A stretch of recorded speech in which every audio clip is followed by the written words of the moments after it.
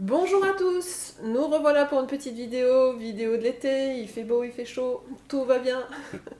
Alors aujourd'hui je suis avec Vianney Huguenot que vous connaissez déjà mais qui va se représenter pour que vous le resituiez.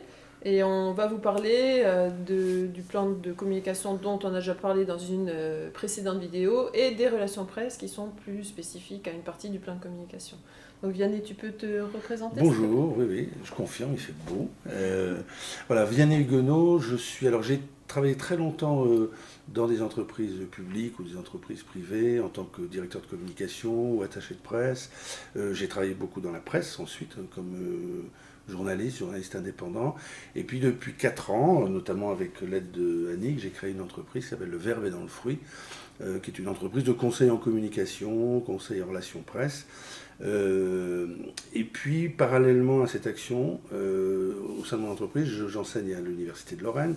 Et puis, je travaille pour beaucoup de médias en tant que journaliste ou chroniqueur indépendant. Médias radio, France Bleu, médias télé, médias de presse écrite aussi. Et puis des médias sur le web aussi qui sont très importants. On va en parler sur tout ce qui est relations presse Mhm. et plan de communication.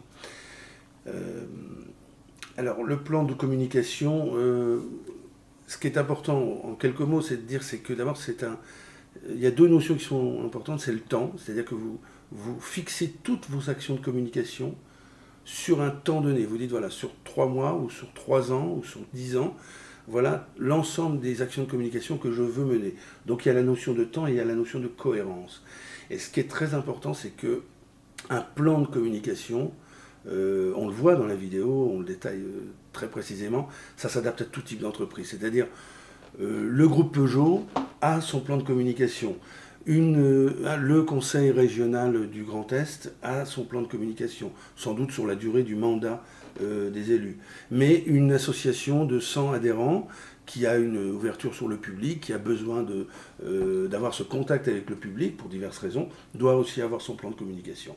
Voilà. Donc c'est vraiment un schéma qui s'adapte à tous. Donc en gros, on définit quel est l'état des lieux, quelle est la situation par rapport à son entreprise en termes d'image, et puis après, on définit un certain nombre d'actions sur le temps en fonction d'un budget, en fonction d'un calendrier, et puis on définit surtout quels sont nos objectifs. C'est-à-dire, on ne part pas comme ça la fleur au fusil, on dit, ben voilà, j'ai envie de communiquer, mais j'ai cet objectif-là. Je veux soit grossir le nombre de mes adhérents, soit je veux donner une image plus positive ou plus écolo, par exemple, de mon entreprise. Vous voyez, on part avec un objectif, et puis on part aussi avec des messages, c'est-à-dire qu'on définit à l'avance du plan de communication quels vont être les principaux messages qu'on va développer et qu'on va exprimer à travers toutes les actions qu'on va lister. C'est un produit écrit, hein, le plan de communication d'abord, mais c'est d'abord un outil de cohérence, c'est très important. D'accord, merci. Alors pour les TPE, les toutes petites entreprises de 1, 2, 3, une dizaine de salariés, qu'est-ce que l'entreprise va trouver dans le plan de communication? Qu'est-ce que ça va lui apporter? Ah bah, un plan de communication, alors après le temps de préparation va pas être le même parce qu'une TPE qui se lance, qui a besoin d'avoir des nouveaux clients, elle va peut-être faire ça avec une agence de conseil ou avec quelqu'un qui connaît la communication et qui va l'aider. Mais ça va peut-être être un travail voilà, d'une journée où on va lister les actions à mener, peut-être sur une ou deux actions. Mais l'idée de la cohérence, elle est Elle la est là, ouais. même pour une TPE. C'est-à-dire que même quelqu'un qui se lance et qui veut se développer, s'il a des messages brouillons et contradictoires, ça Mhm, ne va pas le faire. C'est mhm, exactement la même chose pour tout le monde. Et la crédibilité va perdre. Enfin, il va perdre en crédibilité, pardon. mhm. Donc, le plan de communication, c'est vraiment une question de crédibilité, de cohérence, de confiance et d'image. Donc, ça vaut pour tout le monde. D'accord, ok. Alors dans le plan de communication, on a la partie relations presse. Voilà. Voilà, donc vas-y, Bah, explique-nous. effectivement, les relations presse, c'est une des actions. Dans le plan de communication, à un moment, vous allez avoir toute une liste d'actions à mener. Alors, vous pouvez dire, je vais faire des flyers. Vous pouvez dire, je vais faire un site internet ou je vais rénover mon site internet. Vous pouvez dire, je vais organiser un événement. Ça, ce sont les actions. Et parmi ces actions-là, vous avez les relations presse. Mhm. Alors, les relations presse, c'est une partie des relations publiques. Mais c'est très spécifique. C'est toutes les actions que vous allez mener en direction des journalistes, en direction des médias d'information. Hein. Donc, il y a des règles. Moi, je pense que pour avoir pratiqué d'un côté et de l'autre, je pense qu'il faut, il y a des mots-clés pour moi, il faut être dans la simplicité, il faut être dans une relation de confiance, il faut être dans une relation de respect, c'est-à-dire il faut bien connaître ses interlocuteurs, qui sont les journalistes, qu'est-ce qu'ils font.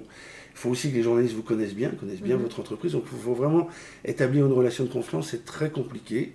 C'est souvent au feeling des relations presse, mais il y a quand même un certain nombre de règles qu'il faut connaître, parce qu'il y a des outils précis pour communiquer en direction de la presse, il y a des communiqués de presse, il y a des dossiers de presse, il y a des conférences de presse aussi, et tout ça, ça ne se fait pas n'importe comment. Il y a un certain nombre de règles qu'il faut connaître.